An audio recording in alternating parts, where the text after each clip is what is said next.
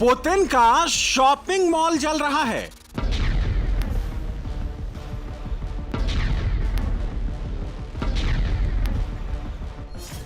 Zelensky की drone factory में धमाके हो रहे हैं।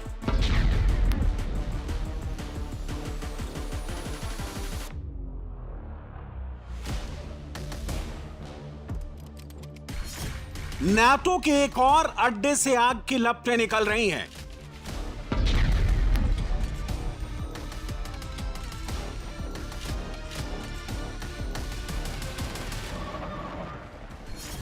सुसाइड ड्रोन से सिग्नल टावर उड़ाए जा रहे हैं।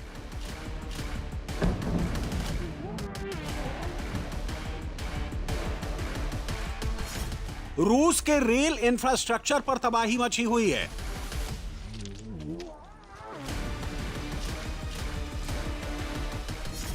तोपें युद्ध क्षेत्र में आग उगल रही हैं।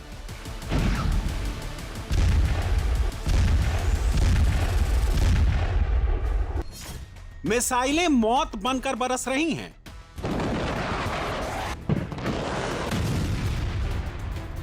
रूस यूक्रेन युद्ध के बीच 1326 दिन से युद्ध लड़ा जा रहा है। अब यह युद्ध सबसे ज्यादा विध्वंसक मोड़ पर आ चुका है।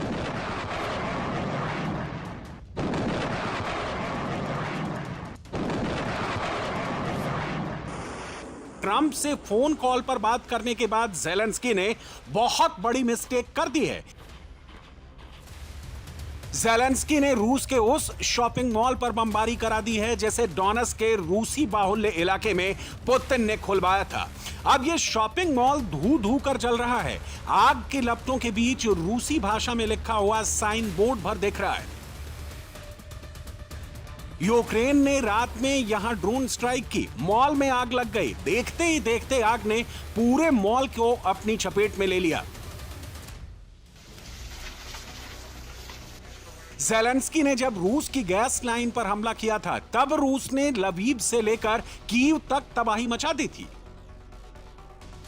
अब तो ज़ेलेंस्की ने पहले शॉपिंग मॉल जलाया, फिर रूस के रेल इंफ्रास्ट्रक्चर पर आतेश ग्रुप से हमला कराया। आतेश ग्रुप युद्ध क्षेत्र में यूक्रेन की तरफ से प्राइवेट आर्मी की तरह लड़ता है, घात लगाकर रूसी सेना पर हमला करता है। आतेश ग्रुप ने साउथ रूस के रोस्टोव में रेलवे के अलावा कई हमलों को अंजाम दिया है। उनका दावा है कि रेल इंफ्रास्ट्रक्चर तबाह होने के बाद रूस युद्ध क्षेत्र में अपने सैनिकों को मिलिट्री इक्विपमेंट की सप्लाई मेंटेन करना मुश्किल होगा।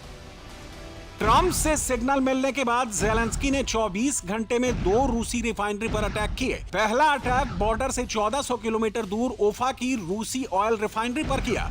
दूसरा अटैक बेलगोरोद के थर्मल पावर प्लांट में किया। फाइनेंशियल टाइम्स की रिपोर्ट ने खुलासा किया है कि इन हमलों में ज़ेलेंस्की की मदद पीछे से ट्रंप कर रहे हैं। एक और मीडिया रिपोर्ट्स के मुताबिक अमेरिका कई महीनों से ज़ेलेंस्की को रूस के पावर और ऑयल गैस इंफ्रास्ट्रक्चर पर हमले के लिए मदद कर रहा है। अमेरिका चाहता है कि रूस की इकोनॉमी को इतना कमजोर कर दिया जाए ताकि पुतिन मजबूर होकर ट्रंप की शर्तों पर युद्ध के लिए तैयार हो जाएं। रिपोर्ट्स के मुताबिक अमेरिका ने रूसी गैस और तेल कंपनियों की लिस्ट यूक्रेन को दी है। रूसी कंपनियों पर कब हमला करना है, किस रूट से ड्रोन अटैक करना है, यह सब कुछ अमेरिका के इंटेलिजेंस पर आधारित है। इस रिपोर्ट के लीक होने के बाद पुतिन बहुत गुस्से में हैं। अब युद्ध कभी भी यूक्रेन की धरती से आगे निकलकर पूरे यूरोप नहीं, अमेरिका तक भी पहुंच सकता है। वहीं यूक्रेन के लोग सोचने लगे हैं अमेरिका उन्हें युद्ध में जीत दिला देगा और पुतिन की हार होगी। Hello guys, please turn on your attention, your critical thinking because you need to feel this tremendous दोस्तों, अपनी change सोच in को the बदलिए। course of the रूस का Russian युद्ध उल्टा पड़ रहा है। यूक्रेन की लॉन्ग रेंज ड्रोन ने बेलगोरोद और ब्रियांस्क को अंधेरे में डुबो दिया है। यूक्रेन ने रूस में 1400 किलोमीटर अंदर घुसकर एक रिफाइनरी पर हमला किया। रूस के एक मिग 31 और 52 टैंक को नष्ट कर दिया है। युद्ध समर्थक रूसियों को अब समझ आ रहा है ये फेल ब्लिट्जक्रीग रूस को अंदर से ही नष्ट कर रहा है। As this failed blitzkrieg now destroys Russia from inside. Trump की एक चाल पर क्या भारी पड़ेगी पुतिन की ढाई चाल? क्या ट्रंप के प्रॉक्सी को अब मिट्टी में मिलाकर ही पुतिन दम लेंगे? क्या अब अमेरिका और नाटो से युद्ध लड़ेंगे पुतिन? क्या अमेरिका और नाटो की ताकत से डरकर पुतिन समझौता कर लेंगे? पुतिन ना समझौता करेंगे ना दुनिया की किसी ताकत से डरेंगे। क्यों ऐसा कहा जा रहा है? इन तस्वीरों को देखकर ये बात समझ में आ जाएगी। ये नॉर्थ कोरिया की राजधानी प्योंगयांग है। स्क्रीन पर वो मिसाइल दिखाई जा रही है जो अमेरिका के कोने कोने तक प्रहार कर सकती है।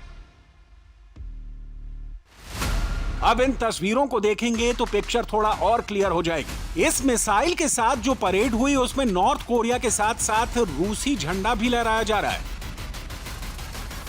पुतिन को जब भी जरूरत पड़ेगी किम जोंग उन की ये मिसाइल दुश्मन पर प्रहार के लिए तैयार रहेगी। इस मिसाइल का नाम है हॉसोंग 20।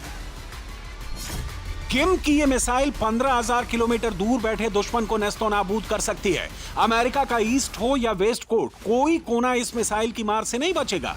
ये मल्टीपल न्यूक्लियर वॉरहेड ले जाने वाली इंटरकॉन्टिनेंटल मिसाइल है। मतलब एक फायर में कई टारगेट तबाह नहीं करेगी, भस्म कर देगी। इस मिसाइल का engine carbon fibre composite material से बना है और इंजन सॉलिड फ्यूल पर चलता है। इसे कुछ मिनट में लॉन्च किया जा सकता है।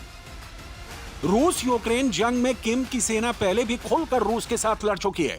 जब इस मिसाइल को किम ने दुनिया के सामने पेश किया तो पुतिन के खास दूत दिमित्री मेदवेदेव प्योंगयांग में ही मौजूद थे।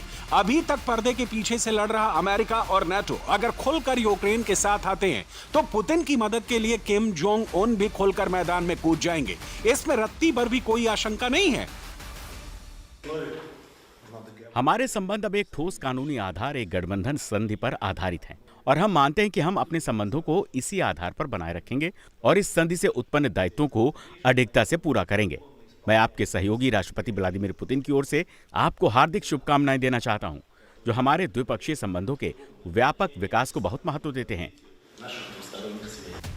किम के शक्ति प्रदर्शन के बाद जर्मनी खुलकर यूक्रेन के पक्ष में कूद गया है। जर्मनी एक शक्तिशाली टैंक यूक्रेन भेजने वाला है जो 4 किलोमीटर दूर से ही दुश्मन के ड्रोन और मिसाइल और हल्के लड़ाकू विमान को मार गिरा सकता है। इस टैंक का नाम है लेपर्ड 1 टैंक और इसमें 35 mm की तोप लगी है। इसमें हाईटेक रेडार और ट्रैकिंग सेंसर लगे हैं जो दुश्मन के ड्रोन, मिसाइल और लड़ाकू विमानों को काफी दूर से ट्रैक कर सकते हैं। इसे दिग्गज जर्मन कंपनी राइन मेटॉल ने डेवलप किया है। सबसे बड़ी बात, इस टैंक का खर्चा रूस से वसूला जाएगा।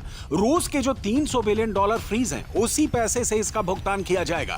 पुतिन पहले ही कह चुके हैं कि अगर रूस के फ्रीज फंड का दुरुपयोग किसी ने करने की कोशिश की तो रूस चुप नहीं बैठेगा। रूस अपनी संप्रभुता और अखंडता के लिए किसी भी हद तक जाने को तैयार है।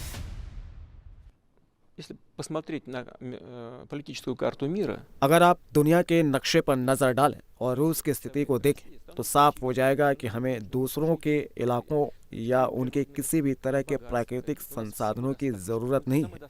हमारे पास हर चीज पर्याप्त है। हम एक आत्मनिर्भर देश है।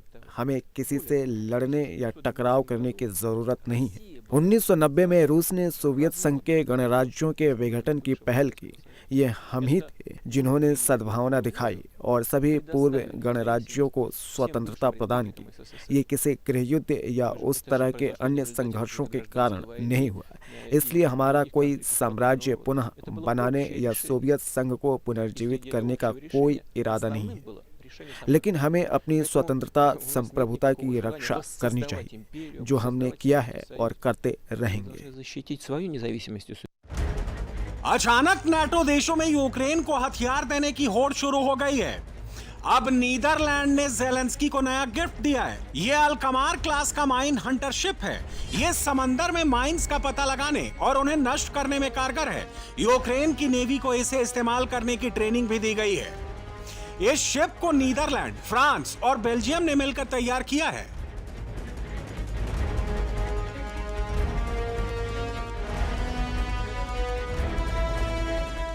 अब यूक्रेन के साथ साथ नाटो के अड्डे भी पुतिन के प्राइम टारगेट हैं। ये ड्रोन फैक्ट्री नाटो ने खेरसोन प्रांत में लगाई थी।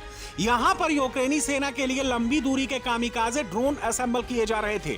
इसके अलावा सस्ते डिकॉय ड्रोन भी बनाए जा रहे थे। रूस ने शनिवार की रात यहां इस्कंदर M टैक्टिकल मिसाइल से हमला कर फैक्ट्री को तबाह कर दिया।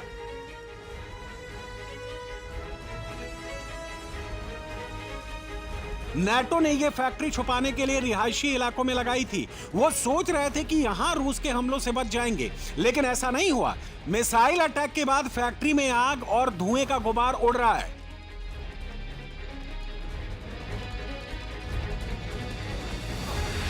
यह परमाणु हमले जैसा मंजर यूक्रेन के खारकोव शहर का है। जहां रूस ने एक ऑयल रिफाइनरी पर बड़ा हमला किया। हमले के बाद रिफाइनरी में भीषण आग लग गई। 10 किलोमीटर दूर तक आग और धुआं देखा गया।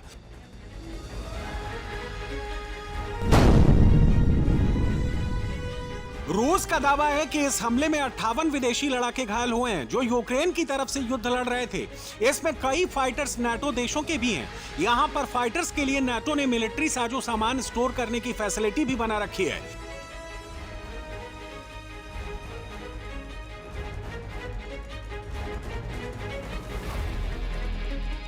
पुतिन सर्दियां शुरू होने से पहले यूक्रेन के हर उस अड्डे को मिटाने में लगे हैं जहां से रूसी सेना पर हमले किए जा रहे हैं। ये यूक्रेन का सिवर्स्क सिटी है जहां रूस ने एक ब्रिज को ड्रोन अटैक करके उड़ा दिया। इस ब्रिज का इस्तेमाल यूक्रेनी सेना आमने सामने की लड़ाई में सैनिकों को रसद और हथियार भेजने में इस्तेमाल कर रही थी। रूस यूक्रेन के बीच 108 मोर्चों पर आमने सामने की लड़ाई चल रही है। सबसे भीषण लड़ाई पोक्रोवस्क सेक्टर में चल रही है। 24 घंटे में यूक्रेन के करीब 100 सैनिक घायल हुए हैं। रूस अब तक यूक्रेन के 8 राज्यों पर काफी एडवांस पोजीशन में है। करीब 21% जमीन पर रूस का कब्जा हो चुका है।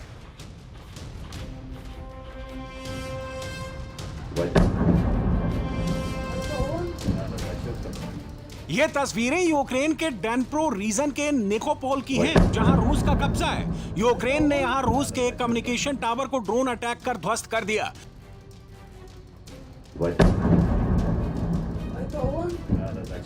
रूस ने यूक्रेन के टैंक, आर्मर्ड व्हीकल, आर्टिलरी और दूसरे ठिकानों पर घातक हमले किए।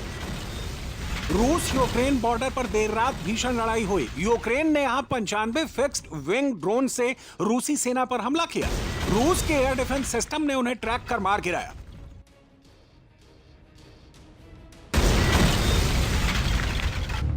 रूस यूक्रेन के बीच ड्रोजकोवस्क और क्रामाटोर्स्क फ्रंट पर बहुत भीषण जंग लड़ी गई। रूसी सेना यहां हावी रही, जिसमें यूक्रेन के पूरे कॉन्वॉय को नष्ट कर दिया।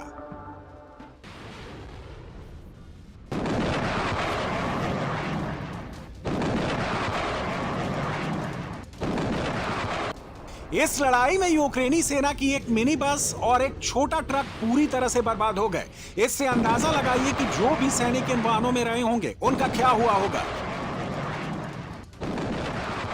कीव के बाद यूक्रेन का सबसे बड़ा शहर ज़पोरिज़िया है। इसके बड़े हिस्से पर रूस का कब्जा हो चुका है। रूस यहां पर लगातार बड़े हमले कर रहा है। अब यूक्रेन ने दावा किया है कि उसने ज़पोरिज़िया में रूसी सैनिकों के कब्जे से एक गांव को मुक्त करा लिया है। इस गांव का नाम माली शिचर बेकी है। यहां यूक्रेन के 24वीं असॉल्ट बटालियन के कई सैनिक एक टूटे हुए मकान के बाहर खड़े हैं। अगला हफ्ता यूक्रेन के लिए बहुत घातक हो सकता है। नाटो देशों के बढ़ते दखल के बाद पुतिन अब बड़े हमले कर सकते हैं। इस हफ्ते रूस ने यूक्रेन पर 3100 ड्रोन चलाए, 92 मिसाइल से हमला किया। यूक्रेन के 7 शहरों में भीषण नुकसान हुआ। कीव में सबसे बड़ी तबाही मचाई।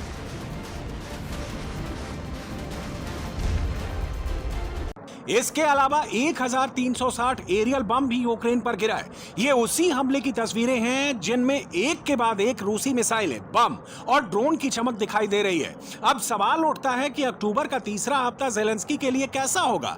युद्ध अब आगे बढ़ेगा या ट्रंप और पुतिन किसी समझौते पर पहुंचेंगे?